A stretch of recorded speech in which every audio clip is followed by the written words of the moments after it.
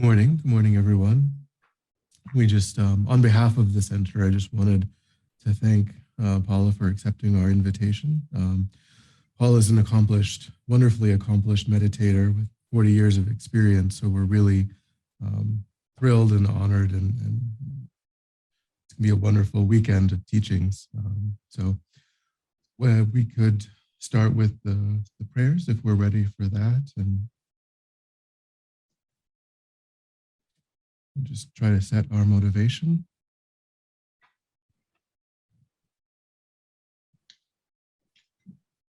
I go for refuge until I am enlightened to the Buddha, the Dharma, and the Supreme Assembly. By the merits I create through listening to the Dharma, may I become a Buddha in order to benefit all sentient beings. I go for refuge until I am enlightened to the Buddha, the Dharma, and the Supreme Assembly.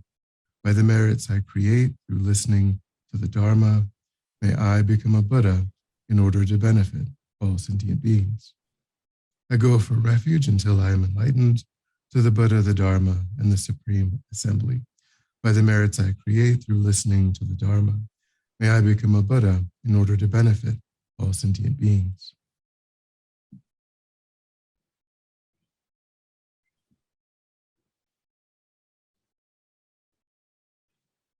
This ground anointed with perfume, strewn with flowers, adorned with Mount Meru, 4 continents, the sun, and the moon.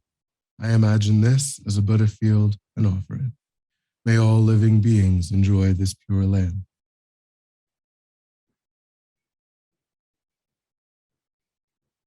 O holy and perfect, pure Lama, from the clouds of compassion that form in the skies of your Dharmakaya wisdom, please release a rain of vast and profound Dharma, precisely in accordance with the needs of those to be trained. Idam Guru Ratna Mandala Kamiriataya.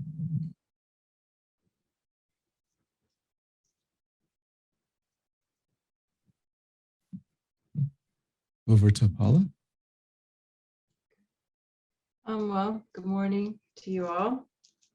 And I'd appreciate if you'd put the video on, because this is I don't just talk to space, I like to see people. So we have Ada and Donnie, if it's possible, so that I can see who you are. It helps me to do this job that I've accepted to do, if you're actually there. It's not possible. Bandwidth issues. It keeps dropping even with it off. I'm sorry. It's not possible. Hello. Okay. Is that Ada? Is that how you say your name? No, it's Danny. Oh, Danny. Okay. I am sorry, but yeah. That's all right. And what about Ada? Are you actually there?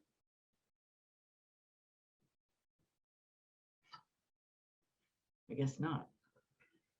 Okay. Well, I kind of expected this to be a small group of people. And so I just think that because it's a small group of people, we can just make this really intimate, and you can ask a lot of questions, and we can talk some, and we'll do some meditation, and we'll ask some questions, and hopefully I'll get to know you a bit, and so yeah, let's just start with well, maybe just tell me a little bit about you, the people that are here, because that helps me to know how much experience you have, and if this is, the first time you've studied mind, you've been studying it for a long time, how much you meditated, if you're new to meditation, if you've been doing it for 20 years, it just helps me to make it so that it's more beneficial for you if I know who I'm talking to. And since there's only like 6 of us, there's no reason why we can't. So maybe Heather, do you want to start? Is that cool? Sure. So my name's Heather, and I have felt since I was probably in my 20s a real affinity with Buddhism, but that looked like thinking the Dalai Lama was cool and reading books here and there.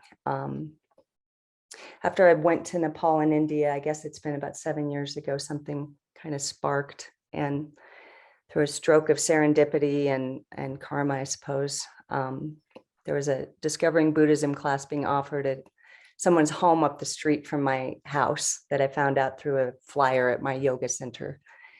And since then, I've just voraciously consumed everything I can through FPMT, and I've taken all of the Discovering Buddhism courses, and was fortunate enough to do a short retreat at Vajrayogini in France and at Lama Tsongkhapa in Italy. And really just, this is absolutely my spiritual home.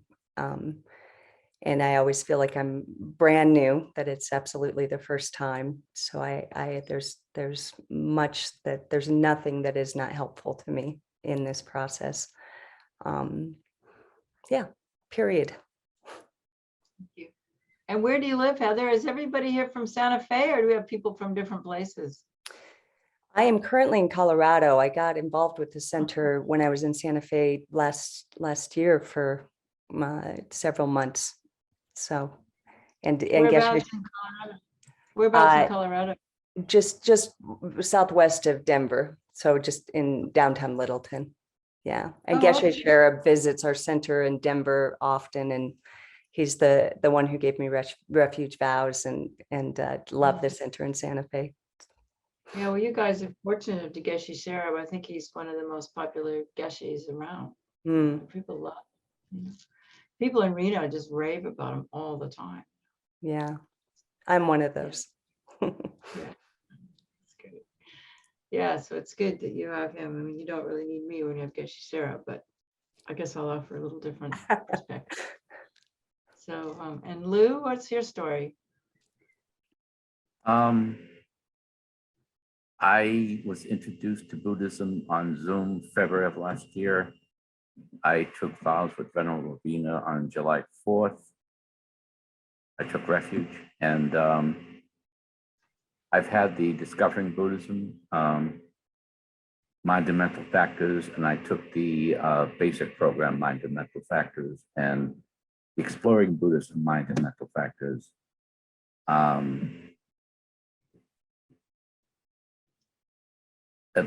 What attracts me is the whole is compassion. I mean, I've never thought about Buddhism, but growing up and for most of my adult life, Kuan Yin was sort of like this thing to aspire to. She's always held a special place. So. That's great. And I'm in South Florida right now. Oh, so do you ever go to the Tipton Kunga Center? Do you ever go there? Well, I've been a Buddhist during COVID restrictions, so I've never actually been in a center. Yeah. Well, they're really nice people. Good. You know, they're very nice people. And Nicole and all the people there. It's a good place. So when you feel a little more, COVID goes down a bit, you can go there sometime. Our friend Amy Miller, I think, is going there really soon. And she's a very entertaining teacher. She's good. Yeah. Okay. Well, thanks. And I appreciate that you've, entered the path. That's great. So, well, Dunda, let's hear your story. I met you, how long ago was that? Was that 2018? I think it was. 2018, yeah. When I was in Greece Samadhi Center, yeah. Yeah, I guess I started looking for a path in maybe the mid 2000s and started attending some classes at Drepung Losling Institute in Atlanta in maybe 2008, and then moved to the DC area in 2010. Started attending the Greece Samadhi Center in 2010. Then in October, I moved here. My teacher, I had an opportunity to move here. My teacher thought it would be a good idea. So moved here in October.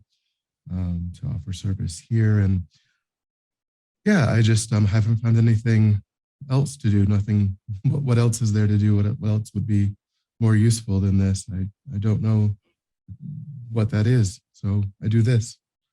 Yeah. There's nothing else. That sounds like me. Well, that's great. Well, thank you. And do you like Santa Fe? I haven't left my apartment really since October. That's right. I forget we've been in lockdown. No one's been able to see It's me. There's a great beautiful. stupa there. Yeah. Yeah. Okay. Well, Kathleen Burns, are you actually there? Oh, great. Hello. Hi, good morning. Good morning. So what's your story, Kathleen? What's my story?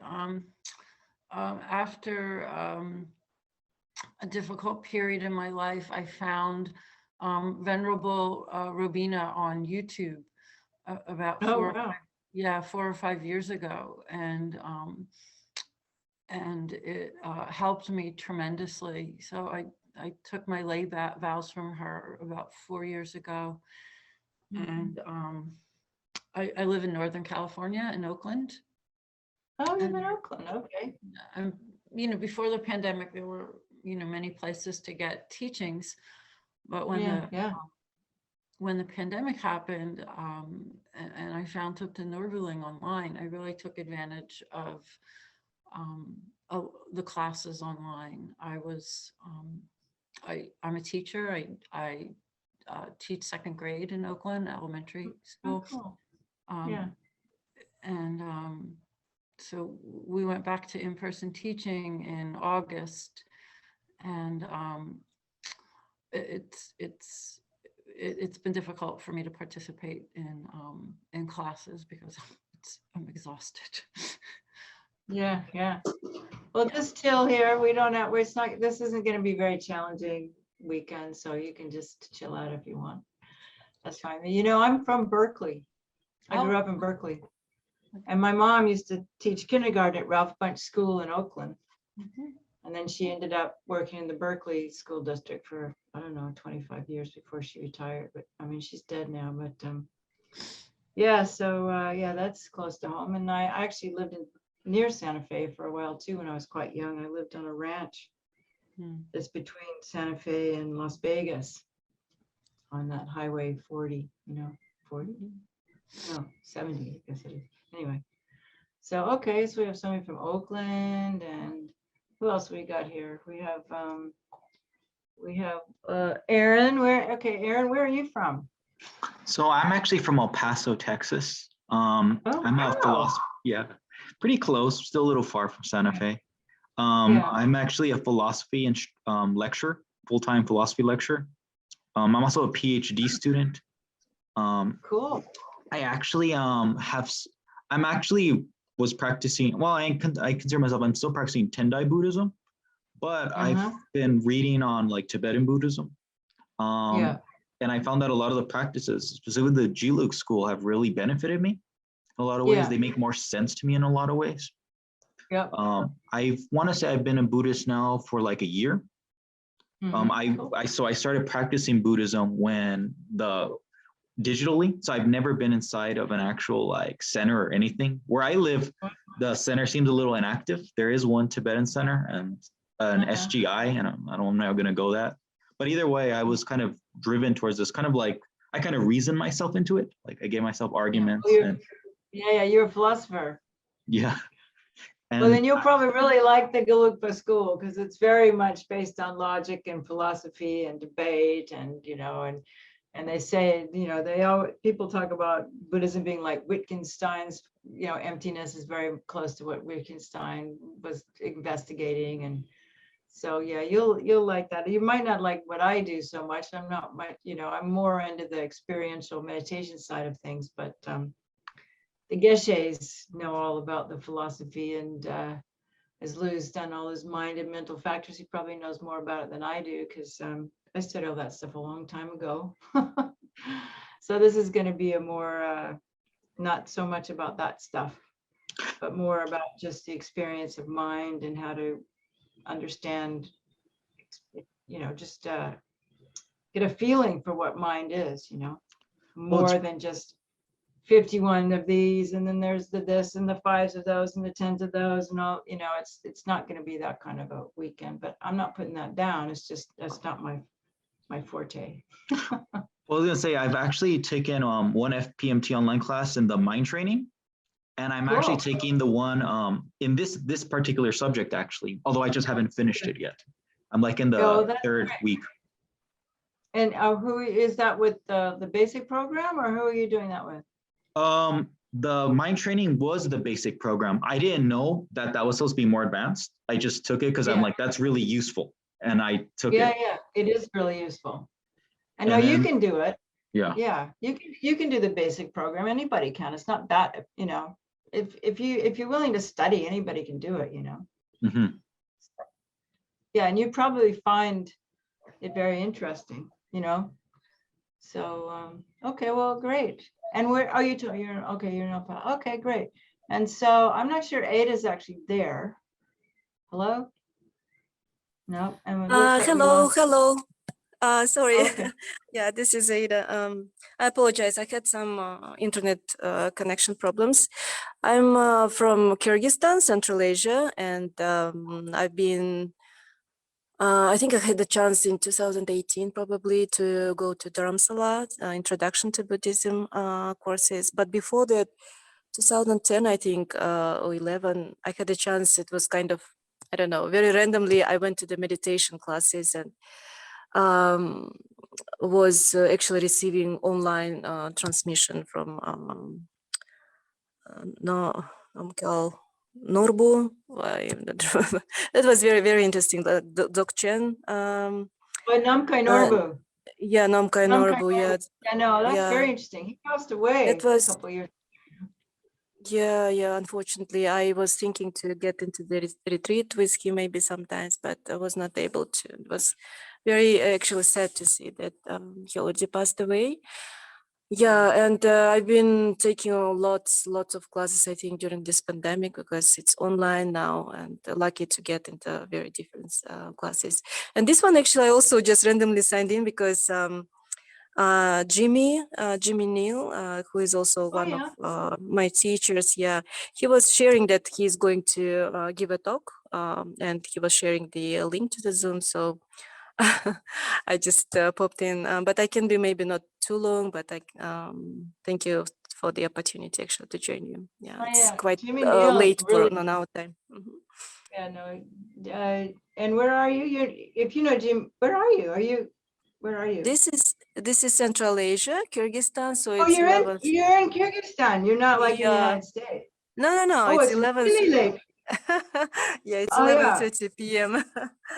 Oh, okay. Well, Yeah. all right. Well, if you decide to go to sleep, that's fine. No, Thank I thought maybe you were in America, but you were from there, you know. Well, that's really cool. Well, you must know Jimmy Neal from India then, because he's in Colorado Yeah. now. So I thought maybe you were in Colorado or something. Now, Jimmy Neal's Yeah. wonderful.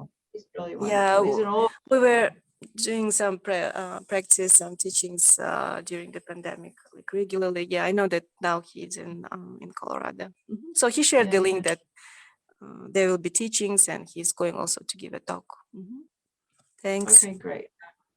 Okay, so who do we have left? We have Donnie and Caitlin. So I don't know if we can see you, but maybe can we hear you? I don't know. I'm on Wi-Fi right now, seeing if this is better than the cellular. Yeah. And which one are you? Not going to risk the video. My name's Danny. Oh, there you go. Okay. I Okay, started- you're Danny. started Buddhism. Okay. Yeah. I started in my teens. I'm also from San Francisco Bay Area, Berkeley. Lots of Buddhism going on around there. I was attracted to it, but I didn't have the discipline or the morals to do well with it. When I was in my 20s, I started attending San Francisco Zen Center, also dropped out of that. Finally, in 2008, I studied with the Thais, and then after that, I became a monk at San Francisco Zen Center, Tassajara. I was going to be a priest, but that wasn't right for me. I was more attracted to Vajrayana. And so I got a good background. And then I went to Vajrayana, various places in the Bay Area. Then here comes the pandemic, and I have really been just over the moon with the Zoom. All these classes, I've met so many cool people. It's just been wonderful. My practice is, and I started taking Moon Grow too. I'm not doing it anymore, but I did that in the beginning of the pandemic too. So it's been great for me. Thank you. Yeah, the pandemic's been amazing, isn't it? I mean, I think nowadays I was telling Dundra, I don't know if anybody will come to this, because there's like all these great lamas now just like available at the top, your fingertip, and they're like every day there's the new teaching coming, and it's like, so why would you listen to me, But I don't know. but anyway, there's a few people. What? I'm sorry for being rude, and everything with the video, but I listen to you because everyone has something to give, and I go to all sorts of these classes, even if they're meant for maybe a different than me. I love them. Yeah. Well, that's great. Well, I'm so glad. Yeah, no, it's almost too much. There's so much available, but wow, what a change. I mean, the world will never be the same again. So now we can do Zoom with, sometimes I do teachings and there's like 600 people attending, with some of these more popular teachers. It's amazing. And so the last person we have, I think, here is Caitlin, right? Okay. Hi, Caitlin. Where are you? Hi, good morning. I'm in Sacramento, California. Oh, okay. Yeah, and I've attended pieces of the Discovering Buddhism program, but never the whole way through. So the goal is to do it the whole way through in order instead of bouncing around. So I'm grateful for this opportunity. Yeah. Okay, well, that's great. Well, do you go to that center? There's a little center in Sacramento. Elaine Jackson, my friend Elaine, teaches there sometimes. Did you ever go there, or is that you're too new for I that? don't know which set. Do you know Diamond what Light. I go to it. It's great. Diamond Light. Oh, Danny knows about it. She knows everything. She does. I'm no. It's because I'm living in Sacramento right now. Oh, why. I see. Okay, cool. All right. Well, that's nice. Thank you for sharing. I guess I should share about myself too. I forgot about that. Well, I live in the Shetland Islands now, which is a very dismal place most of the winter time. I mean, it's a beautiful place. It's not California. I mean, I spent most of my life in California. But it's a good place. I've got a really nice place to live, and it's on the sea. But I don't know if you know where Shetland is, but it's like 100 miles north of Scotland, way up in the North Sea. And it's just a little set of islands. You've probably heard of the ponies, Shetland ponies or Shetland sheep or anything. So I'm here in a retreat house, and I have a little smaller retreat house next door where my friends come to do retreat, and I help them do retreat. And I got interested in Buddhism a long time ago at Berkeley High School, actually, like 50 years ago. And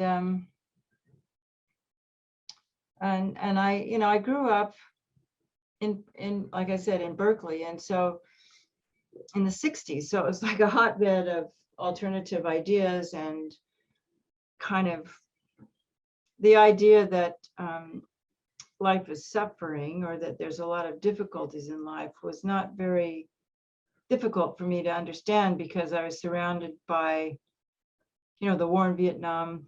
And I also, because it's such a progressive place, we hear about the reality of the world. We didn't grow up in this kind of propaganda view of the United States. I grew up in a view knowing that I lived in the evil empire that goes around destroying governments and killing people all over the world, and that, capitalism is destroying the planet. And, by the time I was 17, I knew that that the environmental crisis was imminent, and, that global warming was coming. And so I've been watching this for 50 years, because of, you grow up in a university town, and there's a lot of really bright people there, and they're those scientists. They're doing the climate studies that are saying, look, this is coming, And so I really, being a sensitive young person, I really wanted to do something about it. And politics didn't seem the way to go. And even though everybody in Berkeley is into politics, I just it just seemed like there were all these big egos, you know. And so, of course, you know, Zen Buddhism was around back then, and I started Suzuki Roshi from the Zen master. His books really interested me, and then, anyway, long story short, then I got to meet Lama Yeshe, and that's what really made, when I started doing Vajrayana practice, it just, I thought very naively, you know, that that if we could bring Buddhism into the world, then it would change the paradigm. You know, I was looking for some basic philosophy that wasn't based on God and the divine right of human beings to dominate the world and all the animals, because I found that that was not a paradigm that I could condone. You know, I mean, it was like a world of rich white men who had God on their side, and they could kill anybody who was brown and destroy all the planet. And it was like, this, if this is Christianity, I don't want it, you know. Even though I was raised a Christian, I went to church like every Sunday until I was 15. And I still think that the message of Christianity is really great, but like all organized religions, including Tibetan Buddhism, you know, the institutions are run by people, and people tend to, everybody, no matter what they are, tend to be tempted by, you know, greed and power. And so it's, you know, but that doesn't diminish the power of Buddhism. And even though it didn't, you know, it didn't get popular fast enough, because I don't think things are going to be turned around in time. The Dalai Lama doesn't seem to think that's so. But I'm really heartened by all of what's happened due to the Dalai Lama with neuroscience and mind and science and all these teachings on mind, and how it is changing the culture, at least slowly, you know. And if we, and maybe in another 20 years, you know, with the work that the, I think it's SEE, what they're doing in Atlanta, you know, with the Geshe there, who's done all this incredible education, which Kathleen, you might be interested in. There's all this stuff for children now. And, you know, it's just amazing that these, I was just reading Danny Goldman's book and Richard Davidson's book about, I think it's called Altered Traits in the United States. And it's kind of basically history of this group of people who were starting out at Harvard. I didn't realize until I read the book that so many of these game-changing people who get famous in Buddhism are all from Harvard, and they all knew each other. But it's just really encouraging that it's becoming more and more mainstream, you know, even if it's just mindfulness, you know, that it's just really helpful. So, you know, now I'm talking, I want you to say all that. So, I mean, you probably read the biography. So I got head over heels thinking that if I could be, it's so funny. It's like, oh, I thought if I could become a Mahasiddha, we could really change things, you know, which was so naive. But I was young, you know, I was like 27. And I thought, well, so I just dropped out of everything and just completely devoted myself to retreat, meditation, and study for a long, long time. And it's just like Dundrum, here I am, you know, it's like you do this for so many years, and it's like, well, what else is there to do? We just keep going. So I'm hoping to do more retreat this summer. I mean, it takes a long time, you know, Buddhism, to really understand, to realize emptiness and bodhicitta. It takes a really long time. And I think, you know, when I first was exposed to the Dharma, and because I was really fortunate to meet a lot of the very, you know, the lamas that came out of Tibet. And it was just so inspiring. And they were so amazing. I mean, they had definitely, you know, altered realities. And Lama Yeshe was the first one. And I think what made these lamas so enticing to all of us is that when we took teachings from them, and when we were in their presence, it made it seem like we could really do it, you know, like we could really get enlightened, like it was really close by, because there's something about a realized being, when you actually have realized bodhicitta, that bodhicitta isn't just a mental factor, you know, bodhicitta is something that almost has a field force, you know, like in like Star Wars, the Force, you know, it's like a force. And when you walk into a room with somebody that has bodhicitta, it's like Lama Yeshe or Song Rinpoche or the Dalai Lama, it's like their bodhicitta is so powerful that you really get a taste, you get a feeling for it, you get a taste of it. And just for a moment, just for a little while, when you're in their presence, the kind of heaviness of your mind, you know, is gone. And you just get this glimpse of what it's like to have this totally liberated, open, joyful, blissful experience, which they dwell in all the time. So then it you know, when I tasted that, I thought, well, we have to get that, you know, have to get that. And so I can't say I've realized bodhicitta, but at least I spent my life working on it. And I've definitely, you know, improved my state of mind. There's no doubt. I mean, Buddhism does work, you know. It might not work as fast as I had anticipated, but and for some people it will. It, you know, everything depends on karma. So so bodhicitta is just the most amazing thing. And to meet and be in the presence of someone who realized it, just it like cements that motivation that not only do you aspire to realize it, but you also aspire to keep the teachings alive, you know, which is so heartening that it's becoming so popular and it zooms everywhere. And it's, I think the pandemic, even though it was a pandemic for Buddhism, it's been a huge boon, you know, because so many people have discovered it and so many teachings are much more available. It's just amazing, you know. And one of the things that it's done for me is it's given me a whole lot of faith, more faith than I had before, confidence in the power of mind. Because, you know, you can be in all of these different parts of the world, but you know, if you sit with like Sake Trinzen or His Holiness and you get some kind of empowerment, you know, you actually feel the blessing coming, and it's like, wow, we really are all connected. It's not just an idea. But if I sit here and you know, say a prayer, it really does affect the world. And that's been a blessing of Zoom for me, because I mean, you know, you always kind of had this idea, like you think of a friend and they call you because they've been thinking of you, or you think of a friend and they email you or something, you know, there's always that synchronicity, but to see it on such a huge level has actually given me a lot of optimism that we can change things, you know. And I know that His Holiness has said that you know, even if we're not able to turn the climate change around, I heard him say, someone told me, he said recently that he didn't expect that life on this planet would be habitable in just another 100 or 200 years, that there wouldn't be humans and animals and insects anymore because we're destroying it so rapidly.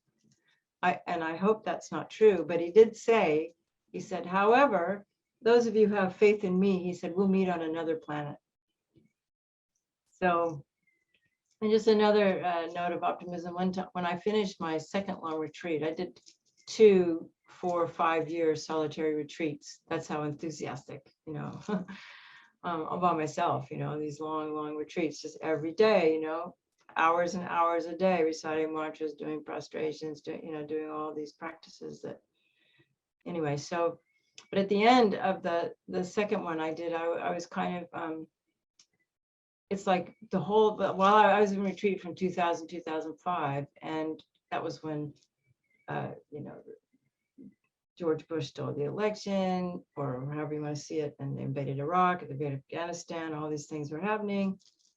And so I thought, well, geez, you know, what am I doing? Just sitting here saying mantras all day long. I don't know how that's really helping anybody. So I went to see Riba Rinpoche to offer him the retreat, because he was the one who asked me to do the retreat. And I told him that I felt like I should just move to, you know, Washington, D.C. and live with, you know, how about the Guya Samaja Center and do organizing work in DC or something, you know, or at least recite the Sutra of Golden Light every day on the Capitol steps, you know, something, you know.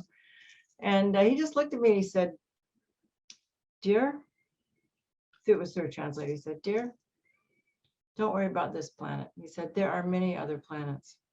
It's much more important for you to concentrate on getting enlightened. That really blew my mind, you know. So I guess the point is that, you know, what we hear from the teachings, that death and impermanence, you know, impermanence happens all the time. Even planets, even the possibility to live on this planet is impermanent. But Buddhism, you know, will, whatever you want to call it, Dharma, Buddha Dharma, the potential for enlightenment, we can continue to do that. And I don't know what other form, you know, we might not look like humans, you know, but I think the thing is to have faith in the long term. You know, if you speak to lamas, you know, they say it's like have a very long-term vision of your practice. And I never thought it would be like that long-term, you know, and they always say, but go there in a relaxed way, you know, don't get too caught up and I have to do this, I have to do that, because and as we get into the retreat, I'm sorry, I'm using up a lot of time, but as we get into what we're going to do, the main thing that I have learned, if you're interested in experiencing mind, not the gross mind, but the subtle mind, and beginning to be able to let go of mental states that do not serve you or others. I know we'll get into that, but the most important thing is to learn how to relax, because the mind, although it isn't the body and it isn't the brain, it's definitely dependent on the body and the brain. And so when the body is not relaxed, because I don't know how many of you have studied Tantra, but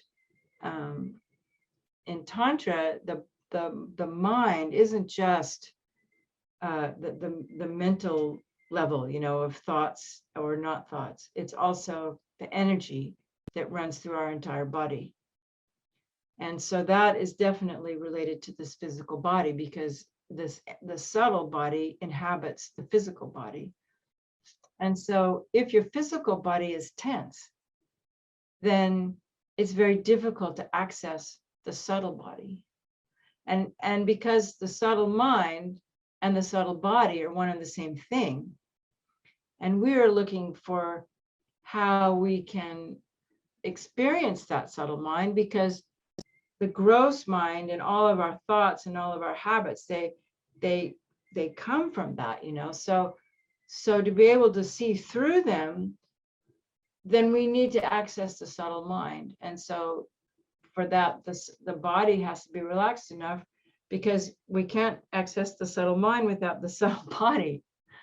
And so I think, since most of you are relatively new, and it's something that I kind of had to learn through experience, you know, it took me years to kind of get to this. But I would say the biggest thing, if you are interested in meditation, is to learn some kind of somatic relaxation technique, whether it's like tapping, you know, like EFT tapping, or Hana somatics, or yoga, or Qigong, or it's just really, really, especially for us, I don't know so much for Tibetans, but anyone in the modern world, it's a really helpful aid. So I don't know, let's just think about this, our motivation, because we can say, you know, I go for refuge until I'm enlightened to the Buddha, Dharma, and the highest assembly, but it's way more important to actually deeply feel that motivation. So thank you for taking the time to get to know everybody. But now let's just sit for a moment. And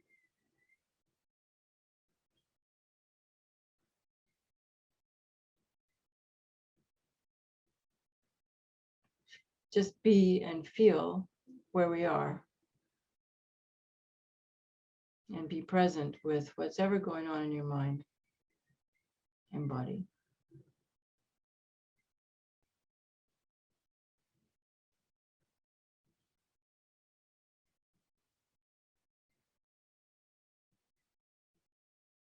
And as we think about our lives, and I've already touched on kind of my own views. You can have different views, but no matter what kind of orientation to the world we have, none of us can deny the fact that there is a lot of sadness. People are hungry. Animals suffer.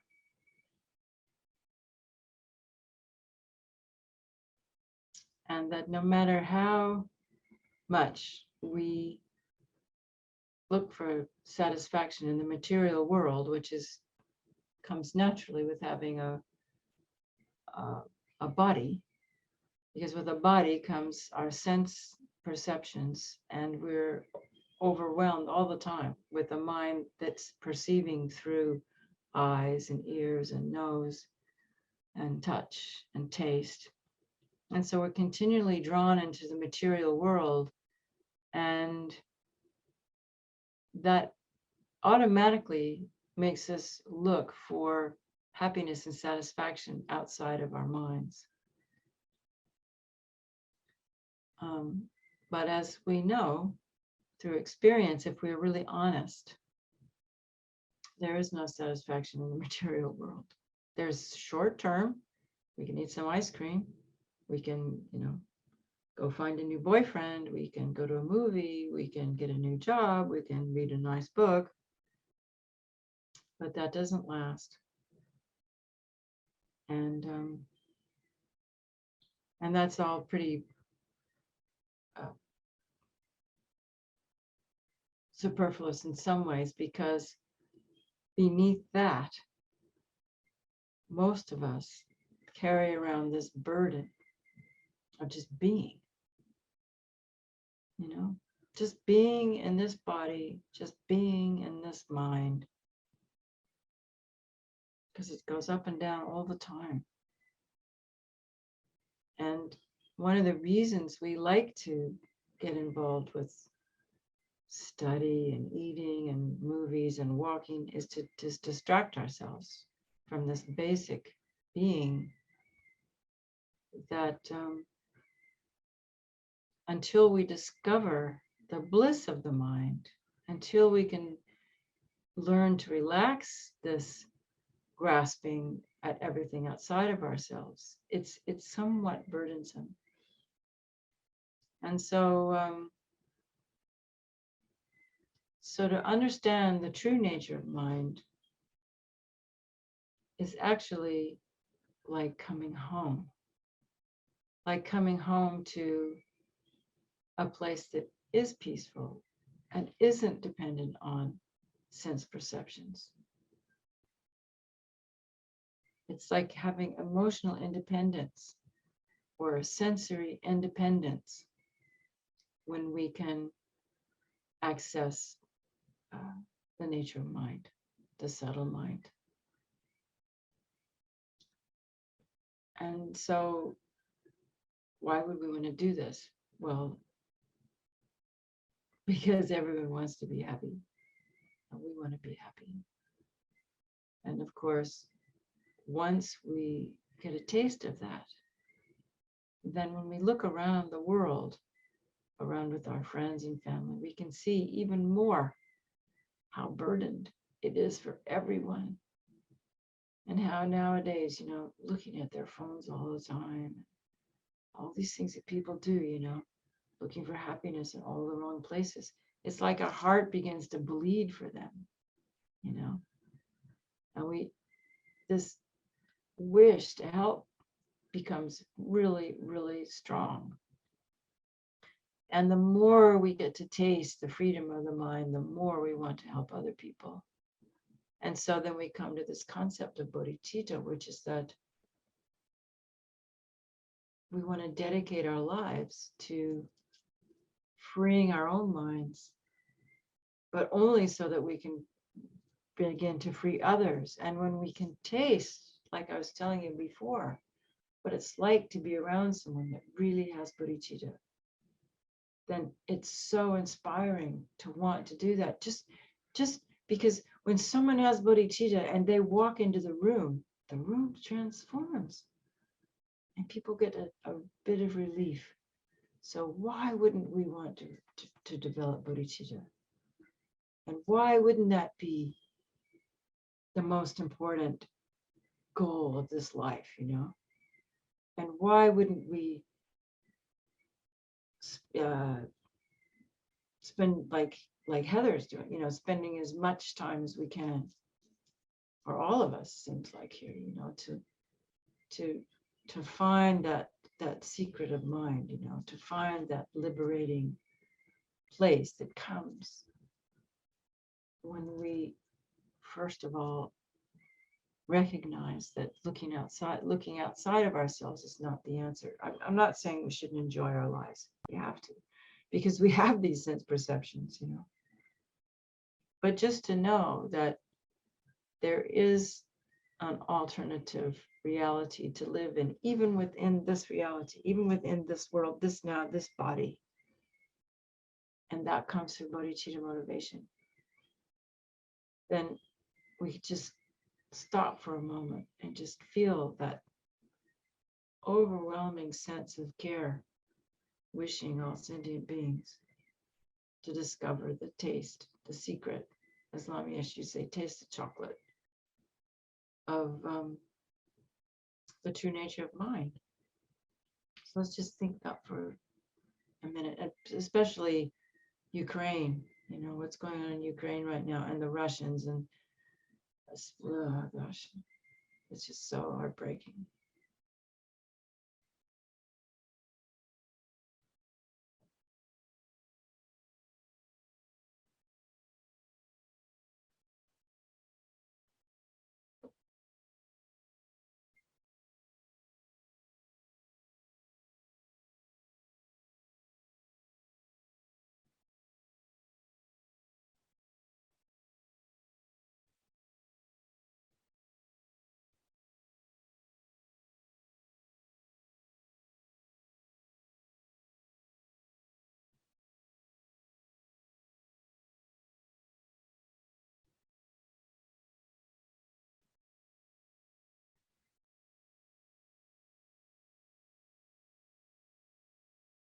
Just imagine that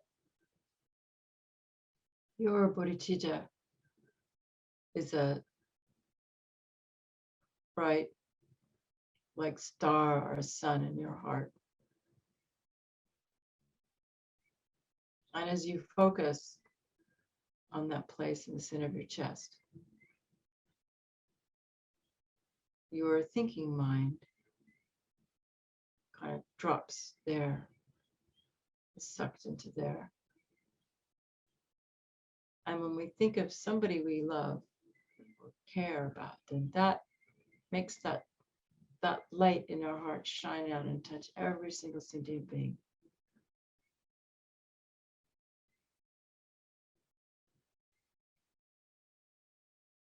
And as we breathe in, it gets stronger. And as we breathe out, it goes out and touches all the sentient beings.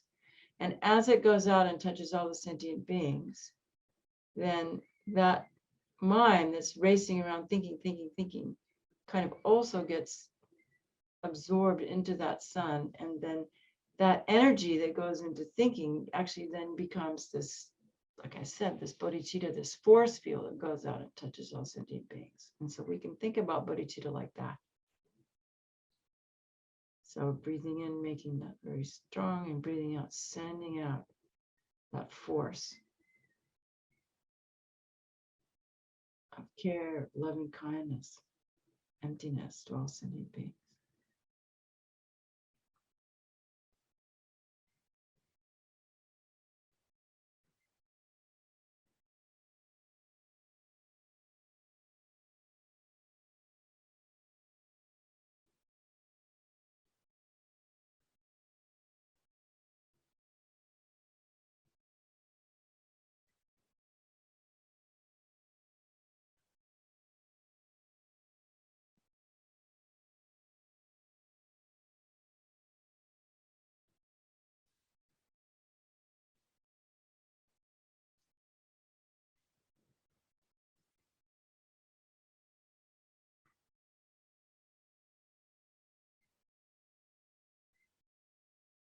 And then we can make a little supplication, intention, prayer to the Buddhas to please bless our minds, so that we're going to spend the next few hours together today and tomorrow talking about mind, meditating on mind, talking about delusion and a dissolved delusion for ourselves and others, and saying a little prayer to the Buddhas to please bless us so that we can make the most use of this time and contribute to each other's understanding and happiness in whatever way we can, either by talking or just being a supportive community, like if we're all in the same room together. We have this amazing capacity to be on Zoom, but just imagine that we're all together and that we're sharing this space and sharing our love and care and our wisdom. And just feel that blessing of the Buddha pouring into us. And again, making that little light in our heart.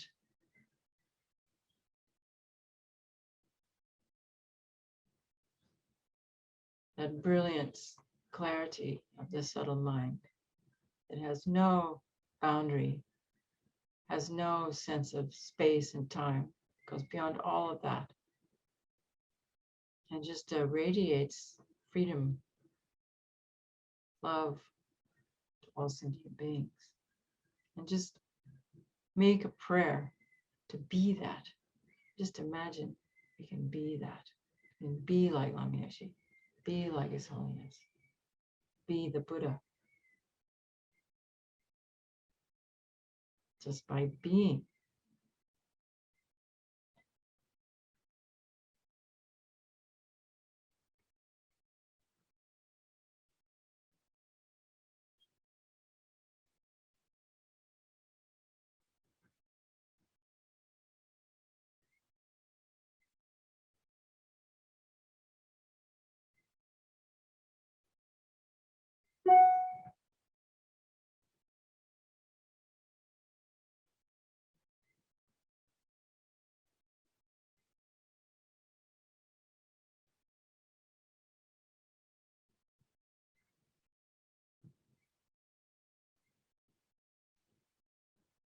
You know, His Holiness, Dalai Lama, his favorite meditation is called the All-Encompassing Yoga. And it just came to mind when we were doing that because, you know, there's so many things to do in Dharma, but this is like, if we could just do this, that'd be enough, you know. And His Holiness, this all-encompassing yoga, I'll share it with you, and then we'll move on. But you just imagine that your heart is a moon disk, and on that moon disk is a vajra, and you make it whatever size comes to you. And what that is that what we were thinking of, this big love, you know, this love that spreads out like this. It's the same idea, you know, of the sun, only this. It's shining in the same way. It just has these two aspects. And the moon represents the aspect of the care, the concern, the bodhicitta, the wish, you know, for enlightenment. But then on the top of that is that vajra. And so the union of the two means that, okay, there's this relative experience of love that goes out and touches everybody. But at the same time, we recognize that there is no agent of that love. That it is just love. It's not me giving love. It's not me feeling love. It's not me watching love. There's no subject and object here. There is just pure awareness and being. We can use the word emptiness, although that sort of in itself becomes a concept. But if we can absorb our subject object into this just pure love beingness, you know, I think it's the same thing the Christians talk about, the Holy Spirit.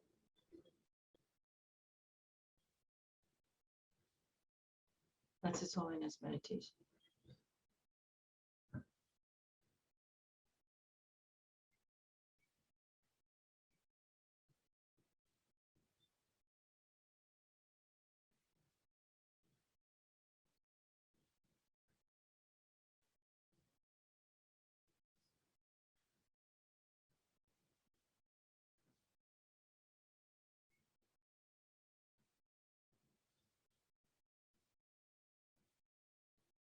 It's good not to try too long, you get tired.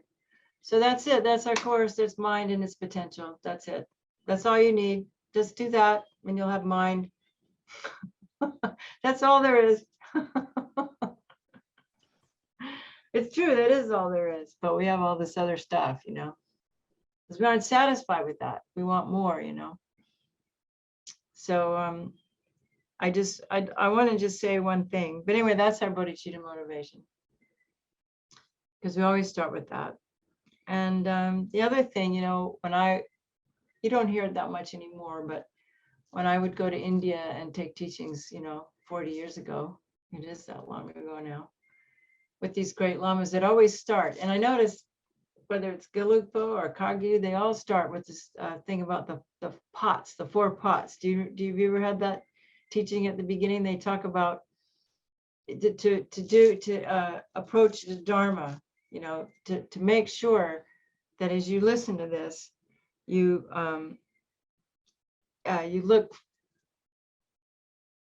clean your pots, you know. So like the first one is the upside down pot. So if your mind is closed and you're not open-minded to listening to this, you're not going to get any benefit from it, right? So even though you might already think I'm a jerk, you know, you have to give it a little bit of time and turn your pot up right side up, right? But then the pot's dirty. So that means we need to clean our mind. That's what we do with that motivation. That's to clean our mind so that we can listen, so we can pay attention, right?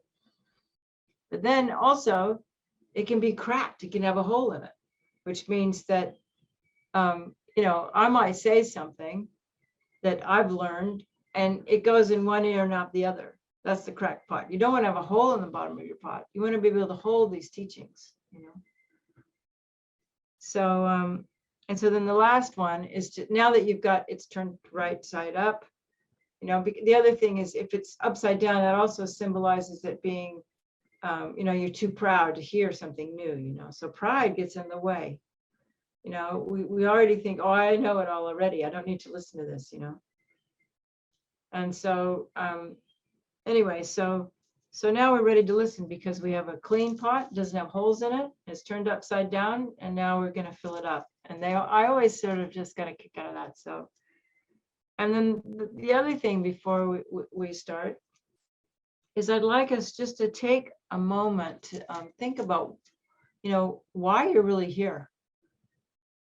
You know, we can talk about bodhicitta motivation, but I think it's one of the things that, if I could share some of just my own experiences, is that it's one thing to have an intellectual concept of this is why I'm doing this, you know, but there's always something else going on most of the time. And so let's just think a minute, you know, why am I really here? Is it just because I'm bored, or, you know?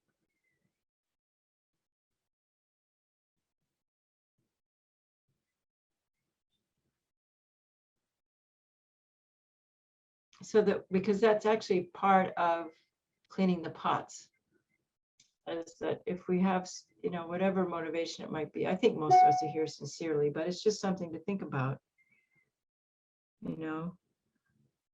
And so, so we should probably just get into the subject matter, which is mind. So, what would you rather have first? What is mind, or why do we need to study mind? Maybe we'll start with what is the mind. Is that all right? We're a small group. You can just say what, you know, you can raise your hand, or, you know, I didn't get that, or can you do that again, you know, because we're so little. we can make this much more fun than just me talking to the, you know, like a big crowd of people. So, okay, so what is the mind? Well, you've probably heard all this before, but it never hurts to go over it again. And, you know, I teach pretty simply because that's just who I am. I mean, I suppose I could be a kindergarten teacher. It's not that I haven't studied these other things, but in the end, it just comes down to what we experience, isn't it? Because one other thing I believe is that, you know, if we want to transform and change our minds, the intellectual knowledge that we gain can point us to an experience. But unless we take the intellectual knowledge and digest it and put it into our experience, it's not really going to help us. Because a thought doesn't have the power to overwhelm an emotion.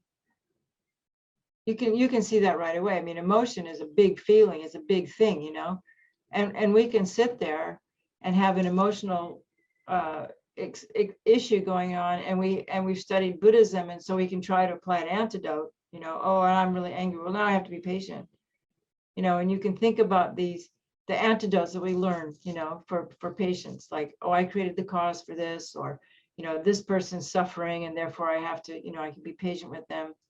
It doesn't help as much as if we've actually brought it into a feeling.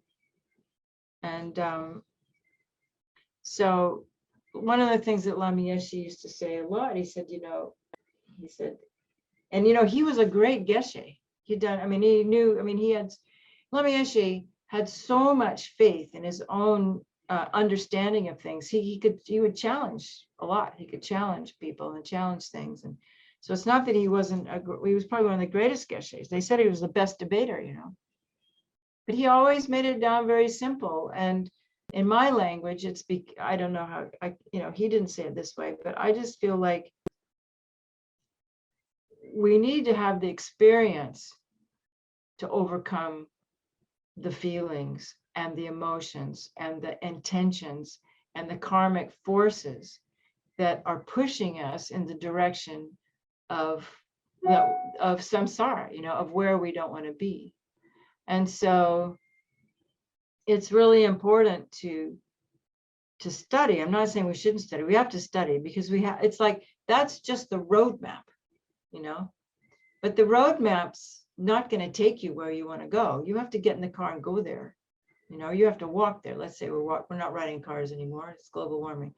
But you have to go there, you know. So it's important to, you know, study these things, but if we don't kind of sit with them and think about them and bring them into the realm of experience, then I'm not sure how effective it is, you know. And especially if we understand that we're going to die, and at the time of death, we're not going to have that intellectual, you know, the intellect is like the first thing to go, you know. And if we believe, and this is actually part of this course, but I'm jumping ahead of myself because I think you all know most of this anyway. If you believe that mind is continuous, I mean, that's one of the natures of mind, isn't it? That mind is continuous. It doesn't end. It has no beginning. You can't find a beginning and an end to your mind. Even now, if we think back, you know, you can go back and back and back and back and back. Remember, you know, your mind is the same mind that you had when you were a baby. Well, what makes you think it started when you were born? It goes, it isn't. It's not your body. So, you know, mind is beginningless. So if you're going to die and you're going to take your mind with you, it's not going to be the intellectual mind that goes with you. You know, it's the experiences, the imprints that you've placed in that mind that goes with you at the time of death. So, you know, rather than spending the life, you know, becoming the super intellectual, I mean, this is my opinion, you know, I think it, and it was also what Lama Yeshe said, you know, but it's important to learn enough, to study enough, so that then we can begin to transform our experience. Does that make sense to you? Yeah. So when we talk about mind, what is mind, you know, how much do we actually need to know, you know? I mean, I think it's important to understand what delusions are, how delusions arise. And I think one of the things that Lama Yeshe was so good at is like, I'm talking about, okay, I'm going to change a little bit. I mean, it's really important. There's two things we need, you know, it's really important to start to cultivate the experience of mind in its experiential, raw, this is nature of mind, you know, just what we were touching on with this holiness meditation. And so that's like not an intellectual experience. That's just sitting, being, watching, dropping, letting go, you know, into mind, you know, this space. We'll get into that. But the other thing that's important is the capacity to analyze and understand, which is why, like Lou studied mind and mental factors like 3 times already. So it's important to know what the delusions are, not so that we can recite, you know, the 51 mental factors, you know, or, you know, the 6 main minds and the other minds, you know, all the different, you know, the positive minds and negative minds and what to cultivate and what to let go of. But the point is to be able to recognize states of mind in our own mind when they arise. Because what we're trying to do is transform our mind into that of a Buddha. So if we don't utilize our analytical capacity, which is what the Gelupas are really good at, you know, to begin to understand this is doubt, you know, this is attachment. This is a good attachment, you know, being attached to my daughter is a good attachment, you know, but being attached to, you know, like whatever, you know, too much ice cream is not a good thing, you know, you know what you know what I'm saying. So, you know, some anger, as long as we don't, you know, manifest harm towards people, sometimes anger can be an energizing force that can make us put up our boundaries and take care of ourselves.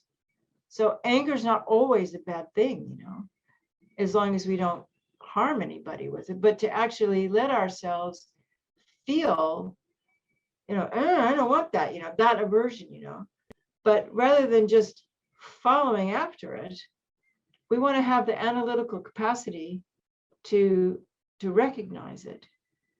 And of course, that doesn't just come from analysis.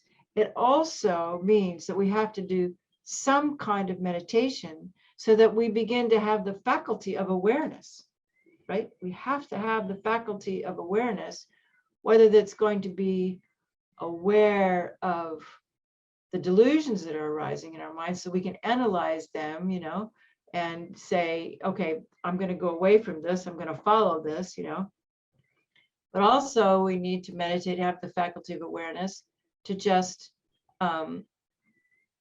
learning to be the experience part, you know. So we have these two sides, you know, this analytical and stabilizing part of our experience of mind. Does anybody have a question so far? Are you all with me? Yeah. Okay. So I'm just talking off the top of my head. I shouldn't get very lost now. So so when we say that so it's like there's when we're working with our mind, then we need to have this capacity to analyze, and there's also a capacity to let go of analysis, right? To know, and we have to have the wisdom to know when we need to engage this gross mind that recognizes all these things, and when to let go and relax into just a state of being, like I did when we did our bodhicitta motivation. Because part of the situation is when we use our analytical mind to recognize a state of mind that we would like to overcome or let go of, then what I think is that rather than, you know, try to analyze your way out of it, if you can drop into that being state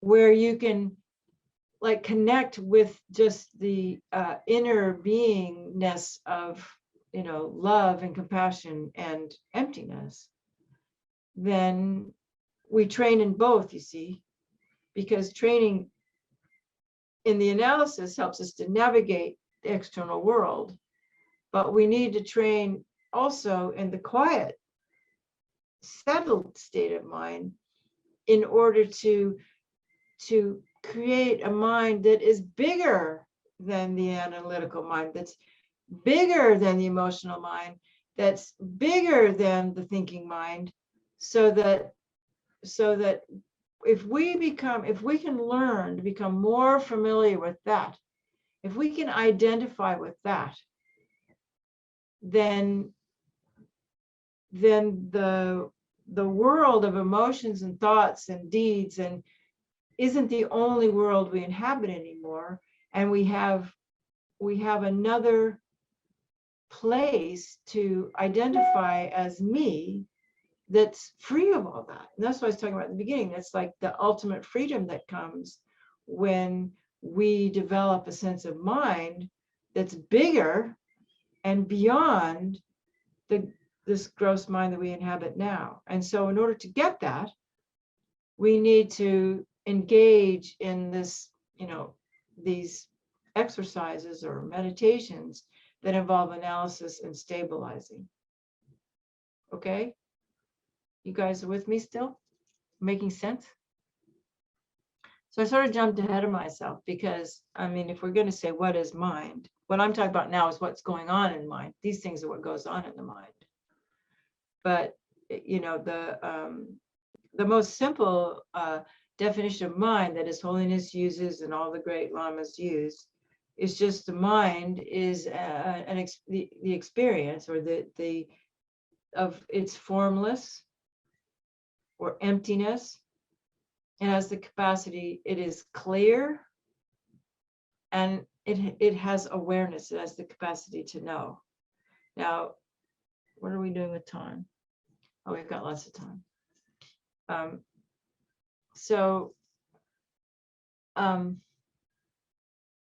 We can describe that in a kind of more myriad ways. And those of you who might be more, you know, wordy than me, I'm not that much of a wordy type.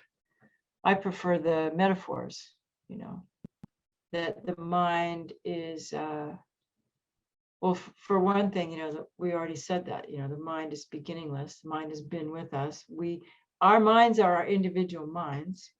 And when we attain enlightenment, we have our individual enlightenment, even though all the Buddhas, enlightenment is similar in that it's completely free of disturbing emotions and karma, but it's still, they're still individuals, you know, it's still an individual mind. It's something that a lot of times people have this question, you know, is it, when I attain enlightenment, is it just one big oneness, you know, we just all, it's like God? No, it's not like that, you know. And so it's like our mind that we have now is the same mind that we would have when we were Buddha, except that it would have reached its fullest potential. So it's like all of us now have the capacity for Buddhahood. That capacity is there. It's just that I like the metaphor that's in, there's a teaching from, I think it's from a Sangha. I think it's from a Sangha. What is it? Tathagata Garbha, you know, the, you know, maybe I'll come back to me in a minute. Uttara Tantra, that's what it's called in Uttara Tantra. But it gives these metaphors of the Buddha nature, that we all have Buddha nature. We all have a mind that has the capacity to be Buddha. It's just that it's all covered up. Lama Yeshe used to use the idea that we have all these blankets that we have on. We're wrapped up in all these blankets. And as we progress along the path, we take off a blanket, we take off a blanket, and in Uttara Tantra, they talk about a Buddha that's like, in case it's all dirty, we just have to clean it. Or they talk about the poor man who had a big bag of gold that was buried beneath his house. And he was a poor man all his life. He didn't realize that he was just sitting on all this gold, Or they talk about, the golden statue that's like covered in a ball of mud, we just don't see it. And so the idea then is that we all have this potential, because we all have this basic mind, which is formless, it's clear, and it's knowing. And we have a gross mind and a subtle mind and a very subtle mind. And the very subtle mind, which actually has some sort of like not physical in the way we think physical, but mind, like I was telling you, it has like an illusion. It's got somewhat of a subtle form. And that very subtle mind and that very subtle body abides right in the center of our heart, which is one of the reasons why we focus on the heart, not the physical heart, but the heart chakra, in the center of the chest. Because at the time of death, our gross mind absorbs into that very subtle mind in the center of our heart. And, even though it's formless, it has a very subtle form that I think for us would seem like it didn't exist, but they say it's like the size of a mustard seed, this tiny little form, that leaves this physical body and goes, from life to life to life to life to life. And the goal of, so many of these great yogis is to actualize that before we die, to bring that experience of that very subtle mind into our that we can experience that. And we don't experience it with our gross mind. You only experience it with the subtle mind. And the more subtle our mind gets, the less there is of this subject and object dichotomy. That is the dualistic mind that you hear about all the time in Buddhism, non-dualism. That means that there's no more of me looking out there. There's not, it's like, you just is. They talk about one of you was into Zen for a while. I think it was Donnie, maybe, yeah. So in Zen, they talk about suchness and isness and like that. But that's what that means. It means it's just like this quiet, not necessarily quiet, but it's just that that we've meditated enough so that the awareness that we have, it just becomes pure awareness. It's not like me aware of that, So this thing when we meditate, because most of you have done some meditation, there's always a little watcher there, Well, that watcher is awareness. And at some point, we can just be the awareness without it being aware of something, And even in that state of awareness, when we have fully realized awareness, things can come and go, but we don't, like, the mind's no longer grasping at it, So I'm getting ahead of myself again. So let's just go back, because we'll talk about grasping at some point later. But so it's sort of like, I remember His Holiness once, I was in Bulgaria a long time ago, and I picked up this magazine, and it was so helpful to me. I wrote it down, and I'll paraphrase it, but His Holiness said, this is Dalai Lama, that the mind is like a mirror. And the thoughts and emotions and feelings are reflections in that mirror, right? And so if we can learn to, and this is what he said, he said, if we can learn to stop identifying or even just stop altogether these images that arise in the mirror, then we can begin to experience the true nature of mind. And I would say now that it's not necessary to stop the arising of the images in the mirror, but to not grasp at the images in the mirror, right? So we'll have to, I don't know if we'll talk about it just now, but and I'd like you to think about it too, what that means to be grasping at the images in the mirror, right? Because I mean, I think we can all have a sense of that, you know, like if we just stop for a moment, just stop, let's all just stop.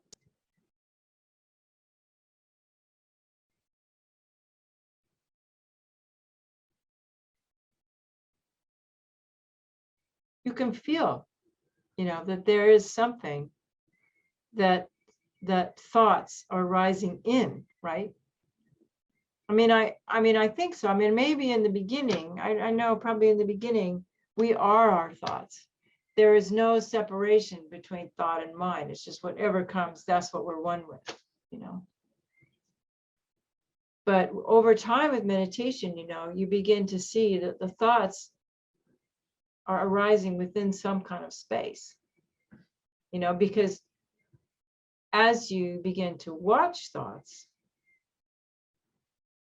coming and going, because in the beginning, you're watching thoughts, there's never a space between them. But this is why relaxation is a key. So as you learn to relax more, you can watch, you know, a thought comes, it stays, and if you don't grasp at it, it'll just go down, you know. Like it's really good the first thing in the morning, you know, just kind of watch thoughts come up, thoughts come down. And they're coming in this space. So what is that space? That's mind. You know, the thoughts are mind too. It's all mind. Everything we experience is mind. Everything we experience is mind. There's nothing that isn't coming. How can it not be, you know? I mean, when you read the mental factors, you know, we have these 6 main minds, and they, you know, it's like everything that comes to the eye consciousness, ears, smells, taste, touch, thoughts, they're all, everything we experience is experienced through our mind. So when Buddhism says everything is mind, it's coming from that space. It's like everything that we, I mean, there's nothing that we don't touch. I mean, you know, I touch something. How do I touch it? It's through my mind, you know. How do I see? It's through my mind. How do I, when someone touches me, how do I feel that? I feel that through my mind. So mind is at the foundation of everything. So what our goal is to experience the mind, and in a way to try to be able to separate it or feel it when it's not overwhelmed with sensations and thoughts, because the liberation is there. The liberation is in the freedom to not be one with our thoughts, with our senses, with our what we see, what we taste, you know. And so, and that's not at all how human beings operate. So it's like we're trying to go against the complete, you know, way that we're what our hard drive is, you know. It's like, you know, that's what we are, you know. We are all about, we live in the desire realm. There's nothing that's not about sensation. And so the job in the Dharma is to try to understand this. I started to use the word substratum, but it's not, it's the space in which all this stuff occurs. Because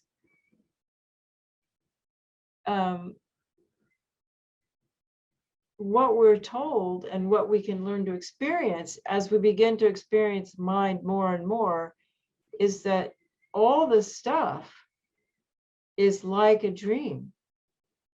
It's not, it's an appearance in the mind. It's not concretely existing out there. And I think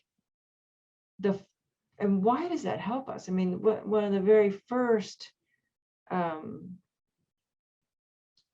beginnings is, I can remember when I did my first Vajrasattva retreat, or maybe it was my second Vajrasattva. I don't know when it was exactly, but it suddenly dawned on me that, you know, how I experience the world isn't the way it is, you know, and that if I see, you know, if my analysis of what someone's behavior, you know, is doing, it's completely different from that person's behavior, that there's two different people, you know, like say you have an argument with somebody, right? You have your side, they have their side.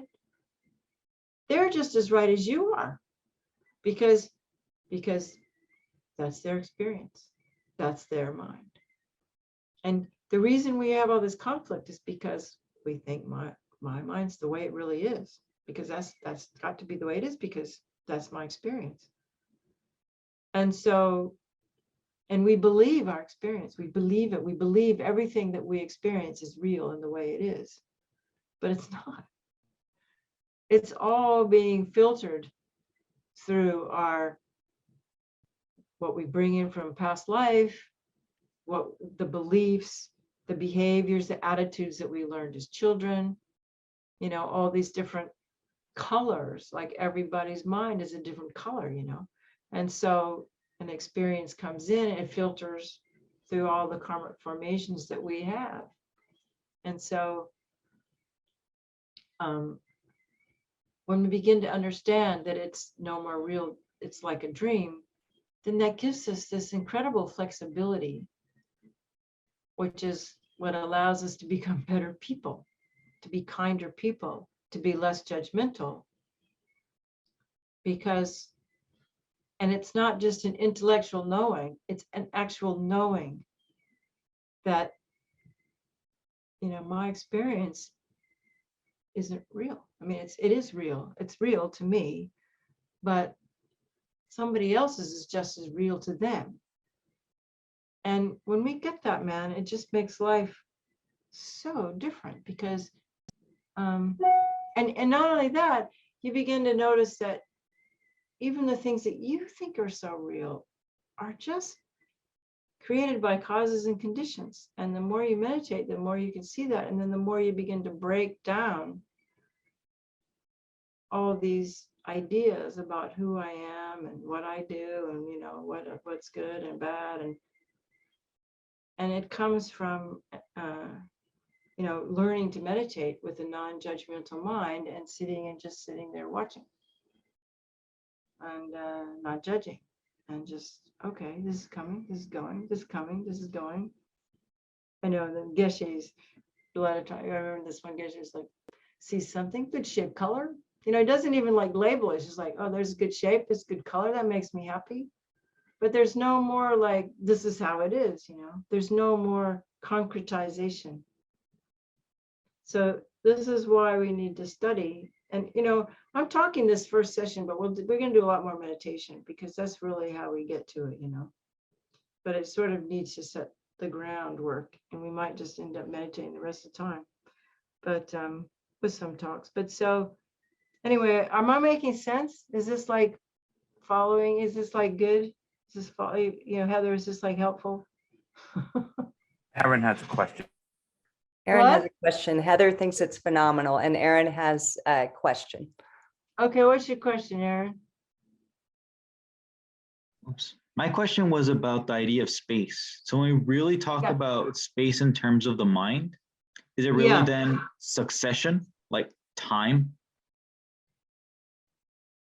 Well, the mind is actually beyond time and space, but it's so hard for us to understand that the closest that we can kind of get to when we're talking about what mind is really like, not the mind that we experience, not our little mind, but the big mind. The closest thing that the lamas can tell us that it is like space, and that is beyond time. Is that helpful? In other words, it's just sort of beyond this, the three-dimensional world that we inhabit. Is that why we split it between the subtle mind and the gross mind? Is that why we what split? Yes, like we talk about the subtle mind and the gross mind. Yeah. Well, I think when we can experience the subtle mind, that is that spacious mind, you know.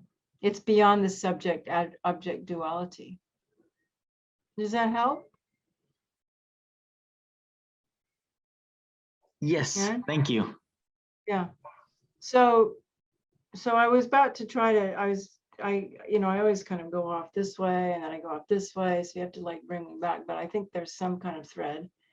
So I was talking about, mind being formless, and different lamas can use different words, but I learned this from His Holiness. It's formless. That means it's space, Aaron. It has no form. It's beyond space and time. It's formless. It's clear. And I think a lot of Tibetan lamas talk about clarity. If you guys have been on lots of Zooms, you hear a lot about the mind is empty and it's clarity. And for the longest time, I was like, well, what does that mean? What does clarity mean? And the closest, because a lot of these things they say, it's very difficult to conceptualize because they're beyond concept, you see. So what we're trying to do is explain, because we live in a conceptual world. So we're trying to explain something that's beyond concept with concepts. So that it's not that easy. And I know His Holiness, I remember his teachings from His Holiness, and he said that it's good to go from the wrong concept, which is, our ignorant mind, that's just believing in everything is the way we see it. We have to go to the right concept before we can go to beyond concept. And so that's why we have these classes like mind and mental factors, so we can get the right constructs, the right ideas about what mind is, that will guide us into the situation where then we can just get a deep enough concentration, we can let go into that subtle mind experience. So, because what lamas you'll hear, especially Kagyu lamas, they'll or the like Dzogchen, they'll say, oh, just meditate on the clarity of mind, and you go, what is that? Especially in the beginning when you just sit down and there's just this barrage of thoughts. So the easiest way, and they talk about being luminous, but well, as best as I can try to describe it, it's like the clarity of the mind is the potential for the thought, for the feeling, for the sensation, for the vision. And it's like, if the mind didn't have that clarity, it's like the mirror's capacity to reflect. So the reflecting quality of the mirror is the clarity of that mirror. And so that's why the mind like the mirror is probably the best metaphor, even though it's not concrete like a mirror. Mind, the other thing about the mind is it's empty. That means you can't point to anything and say it's mind. But yet it exists. That's why it's so hard to understand, because it exists without existing the way we think of existence. Because all there is this mere clarity, this empty clarity, this this, and so it's a mirror, but it's a mirror that like doesn't have any form, if you can imagine that.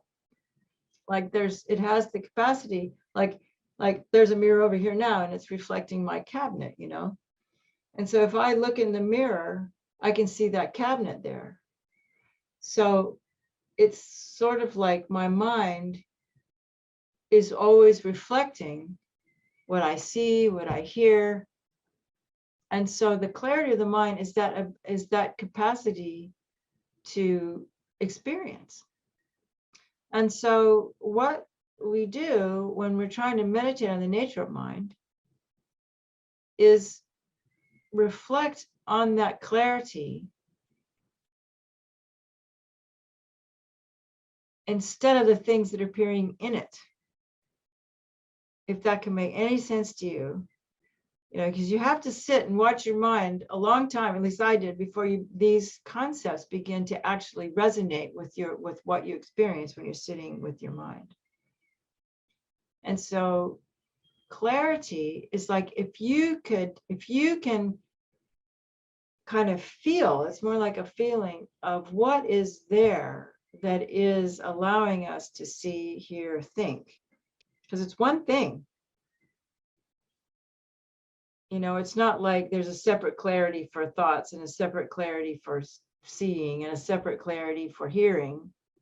You know, there's one mind that reflects all those things, and it can reflect them all at the same time. You know, we can have hearing and seeing and thinking and feeling all at once, you know, but there is something that's doing that, that's feeling that, that's experiencing that, and that is mind.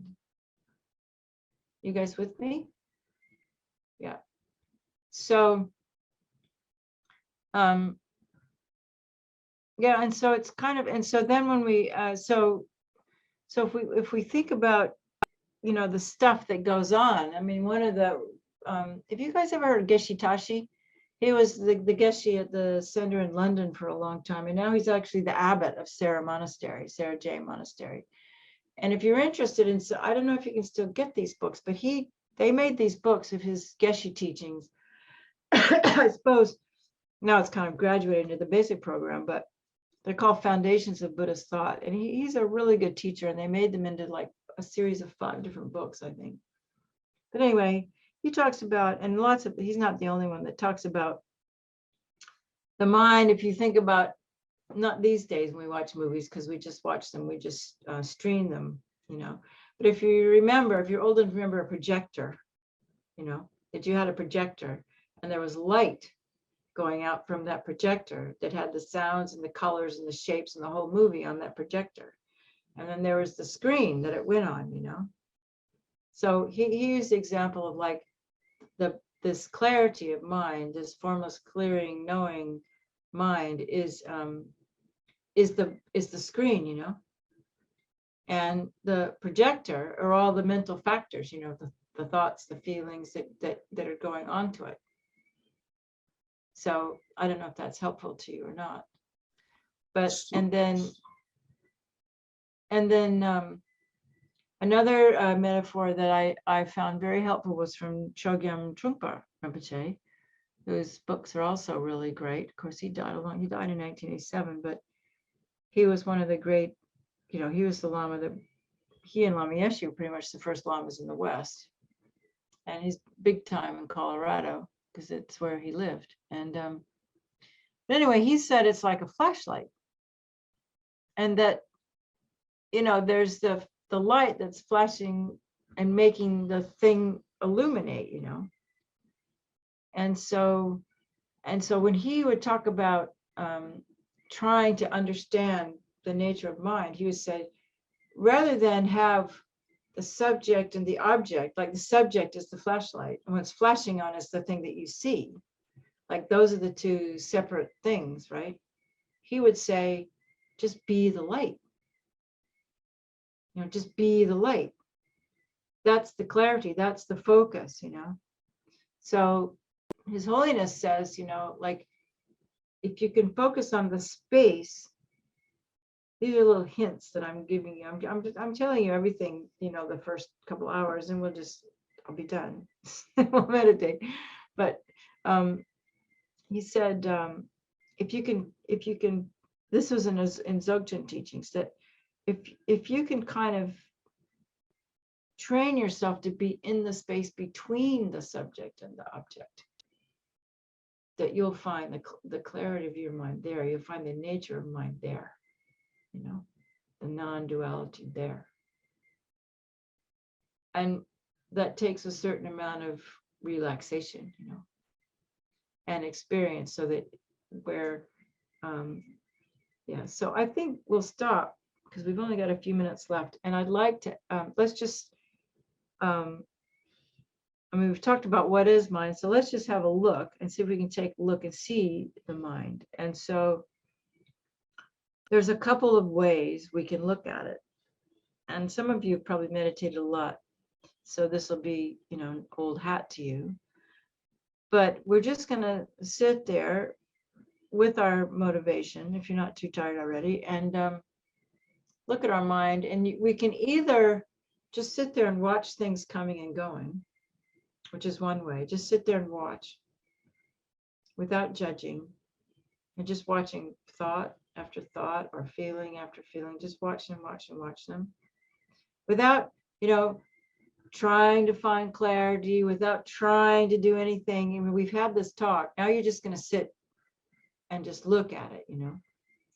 So just watch things coming and going. Be aware of the watcher. Or if you also can do there's the other meditation where you're focusing on your breath, watching what's going on. And when your mind wanders off, you bring it back to the breath. So then that's a little more active, and you kind of look for that place if there is a gap between your thoughts, and see if you can rest in that gap. So choose one of those, and we'll sit until we've got 10 minutes. So let's just try that. If 10 minutes is too long, we can stop after 5, but I think we can do 10 minutes. And so, you know, we just straighten up our back and bring our neck down just a little bit. Bring your chin down just a little bit. And bring your mind down into your body. Breathing into your belly.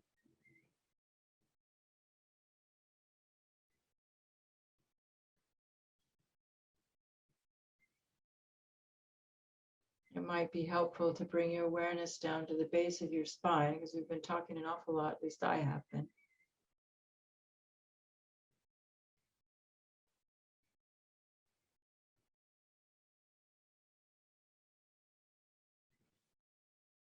And put your attention in the beginning on the out breath.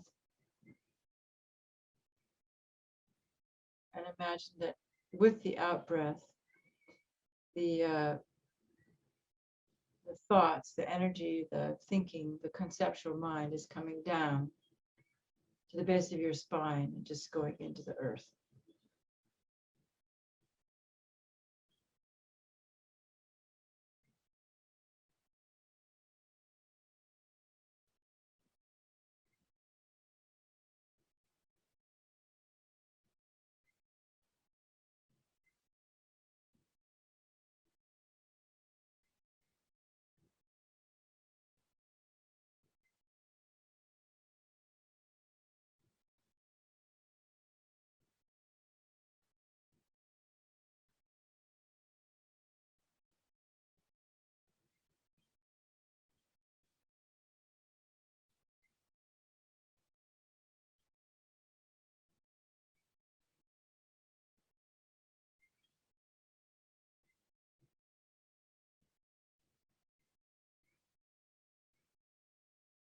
And it doesn't matter what's happening with your mind, just pay attention to it. If it helps you to keep aware of the breathing, most people it does. Because we want to have awareness, we don't want to get lost. Getting lost means we're just thinking about what we're going to do for lunch, you know. A thought comes and you follow it. So we just want to be, as much as we can, watching that process. And as it comes up and as we get lost, as soon as we recognize we're lost, and we're not paying attention anymore, then with that attention, we're just going to bring our mind back to breathing into our belly, exhaling into the earth, or however, whatever works for you.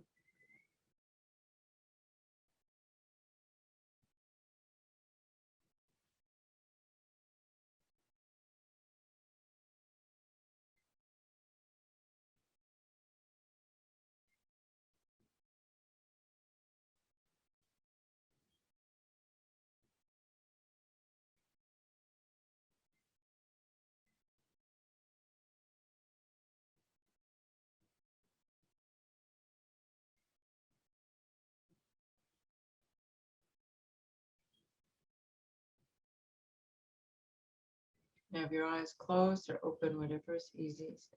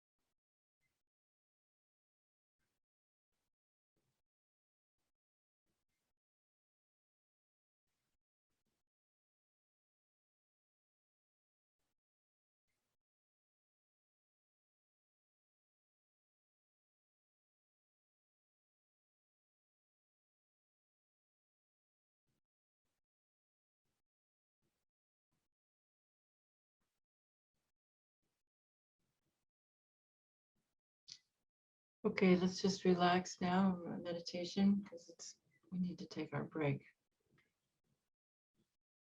And we can, maybe if you have some experience, you could jot it down. We'll talk about it when we come back. And we should just dedicate this session. That if there's been any benefit in learning a little bit or talking, at least discussing, because it's always good, even if you never heard anything new, it's always good to talk about the nature of mind, because it's such a helpful topic. To understand mind is to understand the universe. To understand our own mind is to lessen our delusion, to bring more light and joy to ourselves, and then it goes to the whole world, you know. So whatever understanding we've developed, we dedicate that to all sentient beings. And if there's been any sense of bodhicitta, mind of bodhicitta that's been generated, the mind of, we need to keep emphasizing, you know, it's not so much a thought, it's a feeling, this overwhelming sense of love for sentient beings that pervades our experience. But whatever bodhicitta we've generated, may it always be with us, and we never lose it, and may it grow and grow and grow. And we also dedicate for the people in Ukraine and Russia and all the people in Europe, and especially for Vladimir Putin, that he can recognize his folly, and bring back the troops, stop this ridiculous violence. And Sogni Rinpoche, when he dedicates, he also dedicates that whatever acts of violence in the world, may they be decreased. And whatever acts of non-violence in the world, may they increase more and more. That means even non-violence towards ourselves, you know. We often aren't nice to ourselves. We just don't even notice. We just don't even notice, because it's part of our culture. So, so let's take a break for an hour, and we come back, and you guys can talk, and we'll do a bit more. We still haven't really finished talking about what is the nature of mind. So I hope this has been helpful, and